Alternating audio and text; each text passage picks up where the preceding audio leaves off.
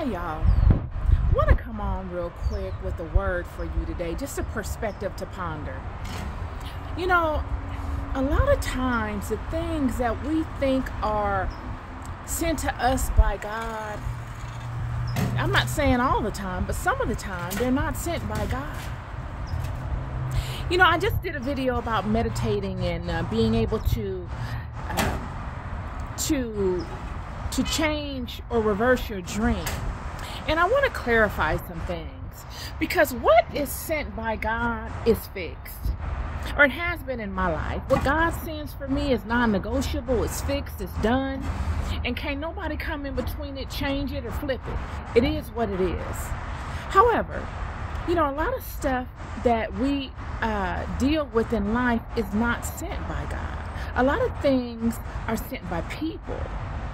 And because we're not able to distinguish between the two, or we don't know the tricks of the enemy or of people, we believe that it's sent by God and that we're powerless against them. I'll give you an example.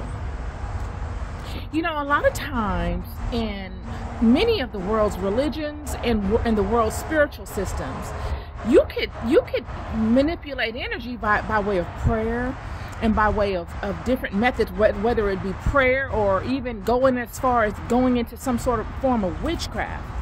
You can send someone energy, whether they be asleep. The oldest trick in the book is to send someone energy while they're asleep, because the mind's defenses are not as alert and intact.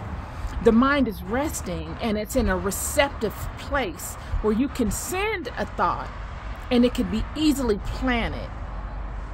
And that thought can be planted, and the person that the thought is being planted on may wake up and think that it was a dream and that it was something sent by God, when in fact it was sent by either an enemy or another person. And because they now think it's sent by God, they've allowed it in, they accept it. Whereas had they known it wasn't sent by God, they would deny it access. See, it's simple if you know, but if you don't know, your defenses are down and you let it in, now it plants a seed in the mind and it begins to grow and to take root. Same way with anything else in this life. Different things can come to you in life in the form of energy.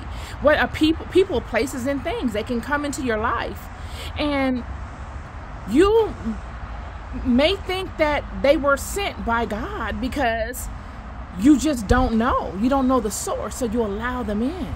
They look a certain way on the outside, but they're a whole nother thing on the inside. Think of the Trojan horse. When that horse was at the gate, they would never have allowed it in. Remember, the soldiers, those that were guarding the gate, when it was sent, observed it. They went and checked it, and they said, okay, it looks good, it's a gift, we'll allow it in, not knowing that the enemy was inside of it.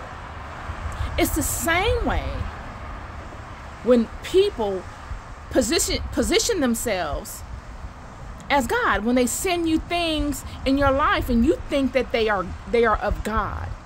So this video was just to show you, when I spoke to the whole meditative factor, how you can reverse a thing that's sent to you mentally by another. Whereas if it was sent to you by God as a prophetic dream, it is fixed. You cannot reverse it, or it hasn't been the case in my experience. But if it's sent by either an enemy or another person, you can change that. And Spirit just spoke to me to speak to this today. I don't know why, but it's on my spirit, because I had seen something that sparked the thought in my mind. But yeah, you are only as great as your thoughts. You have to be able to guard your kingdom.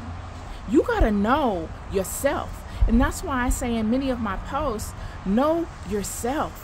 I leave that as a hashtag. It's the most basic and the most powerful thing you can do in this life.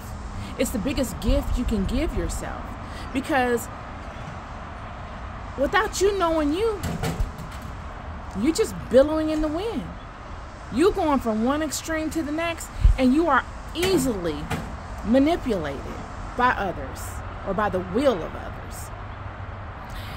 Just want to drop that on y'all today. Hope you can use it. I only give you things that I've experienced and that I have found very helpful on my journey. Because our goal in life and as the children is to help one another. Each one, teach one in love. Be good to yourselves and be good to each other. Peace and love.